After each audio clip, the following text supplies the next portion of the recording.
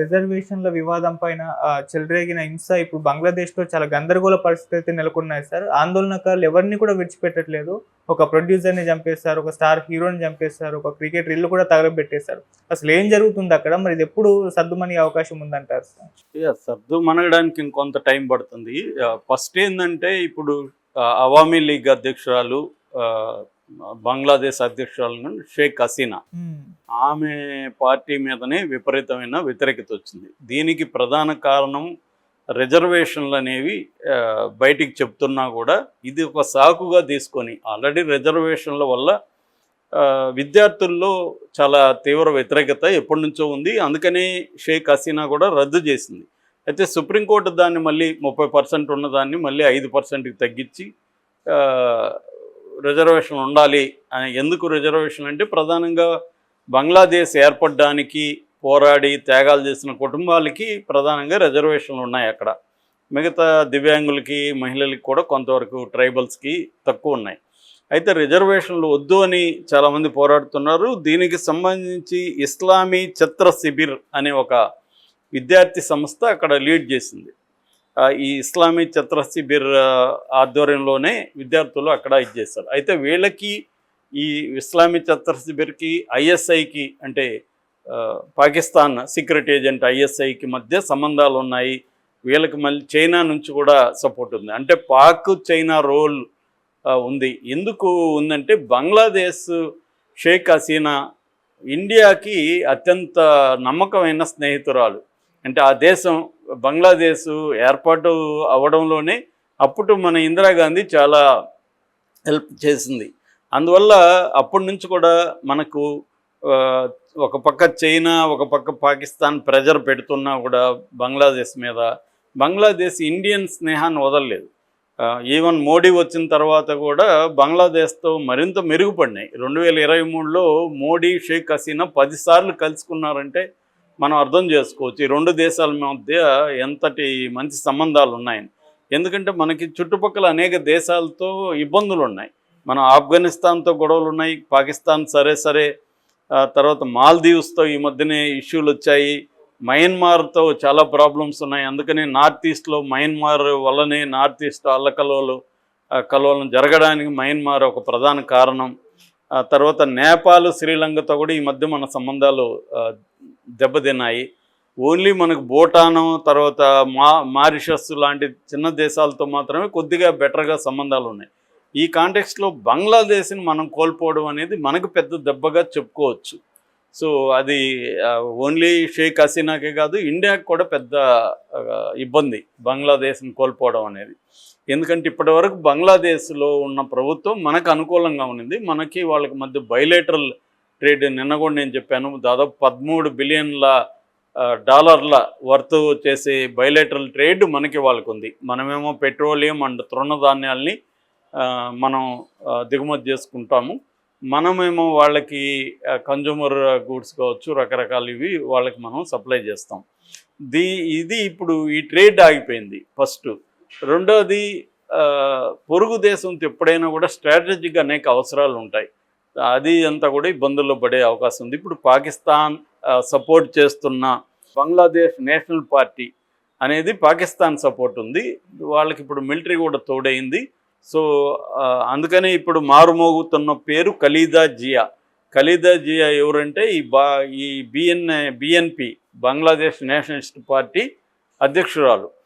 ఆమె పేరు మారుమోగిపోతుంది ఇప్పుడు, ఖలీదా జియా ఎవరు అని. సో ఆమె ఆధ్వర్యంలో ఇప్పుడు ఒక శాంతి నోబెల్ ప్రైజ్ వచ్చిన అతనిని ఇన్ఛార్జిగా పెట్టి పరిపాలన మొదలు పెట్టబోతున్నారు. ఆల్రెడీ మిలిటరీ నాయకులు విద్యార్థులకు అప్పీల్ చేశారు. శాంతి త్వరగానే నెలకొనే పరిస్థితి అయితే ఉంది. ఎందుకంటే అవామీ లీగ్ వీళ్ళ పార్టీ ఏదైతే ఉందో, షేక్ హసీనా పార్టీని సపోర్ట్ చేస్తున్న అందరి మీద దాడులు చేస్తున్నారు. రీసెంట్గా శాంతో ఖాన్ అనే ఒక పెద్ద హీరోని వాళ్ళ నాన్న సలీం ఖాన్, అతను ప్రొడ్యూసరు, 10 సినిమాలు తీశాడు ఆయన. వాళ్ళిద్దరినీ వాళ్ళ ఇంట్లో కొట్టారు. వెళ్ళి వాళ్ళు పారిపోతుంటే మార్కెట్ దగ్గర మళ్ళీ పట్టుకొని వాళ్ళిద్దరిని కొట్టి చంపేశారు, తండ్రి కొడుకుని. పెద్ద హీరో, పెద్ద ప్రొడ్యూసరు. ఎందుకంటే వాళ్ళు అవామీ లీగ్ని సపోర్ట్ చేస్తున్నారని. అట్లాగే క్రికెటర్లు అందరూ కూడా పారిపోయి తలదాచుకున్నారు, అజ్ఞాతంలోకి వెళ్ళిపోయారు. లిటన్ దాస్ అని ఫేమస్ క్రికెటర్ ఉన్నారు, అతను హిందువు.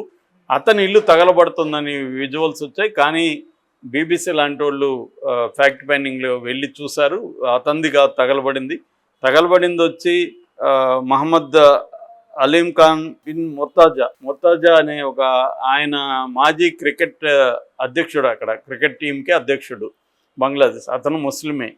అతన్ని చంపేశారు, అతని ఇల్లును తగలబెట్టారు.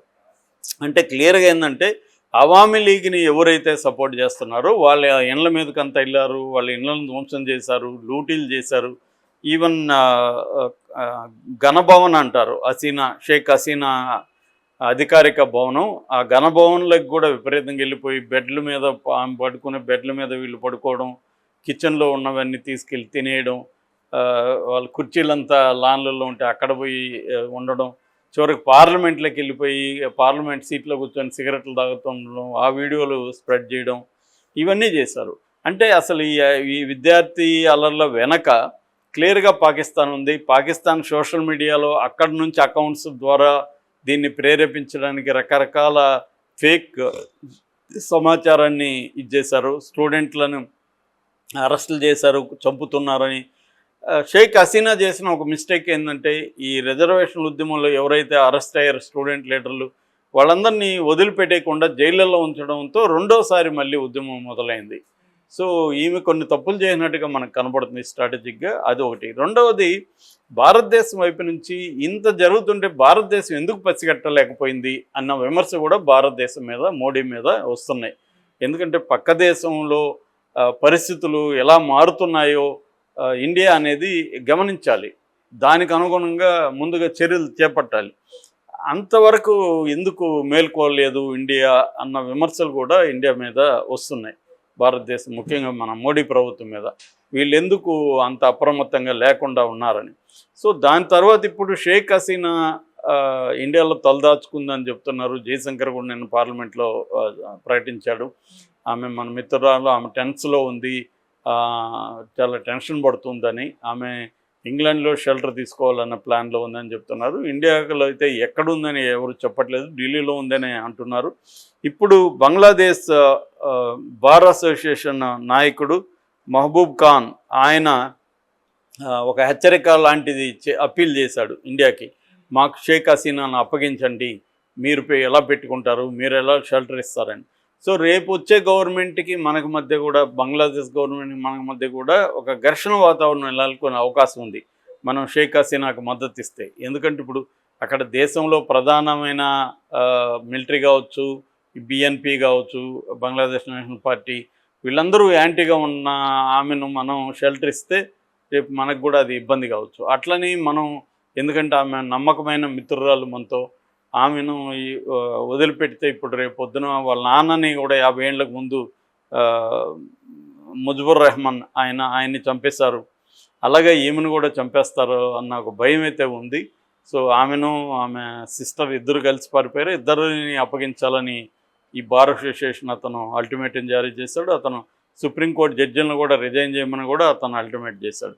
అంటే అవామీ లీగ్ మీద విమర్శలు ఏంటంటే ఈ రిజర్వేషన్ల పేరుతో తమకు అనుకూలమైన వాళ్ళని ప్రభుత్వంలో అన్ని పోస్టులలో, కీలు పోస్టులలో నింపేశారు అనేది కూడా ఇది ఉంది.